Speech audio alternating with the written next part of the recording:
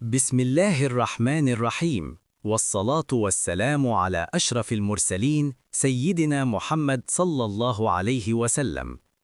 جماهير الكرة المصرية، أنتم على موعد مع مباراة قوية ومنتظرة بكل تأكيد، حيث يلتقي نادي الزمالك ضد نادي المصري البورسعيدي ضمن منافسات الجولة 23 من بطولة الدوري المصري الممتاز.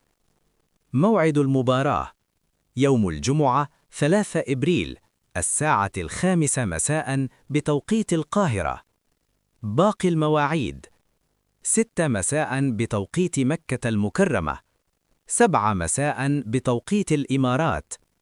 المباراة تقام في أجواء حماسية كبيرة، خاصة أن الزمالك يدخل اللقاء بمعنويات مرتفعة بعد عودته من منافسات كأس الكونفدرالية الإفريقية، حيث يسعى الفريق للتركيز من جديد على بطولة الدوري والعودة بقوة للمنافسة على اللقب.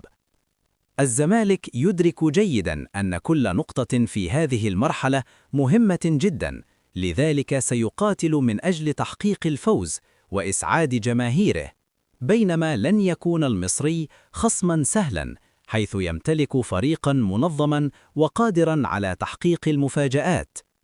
القناة الناقلة تنقل المباراة عبر قناة On Time Sports مع استوديو تحليلي مميز يضم نخبة من نجوم التحليل قبل وبعد اللقاء. وما تنساش تعمل لايك وتشترك في القناة وتفعل زر الجرس علشان يوصلك كل جديد عن مواعيد المباريات وأهم الأخبار الرياضية أول بأول.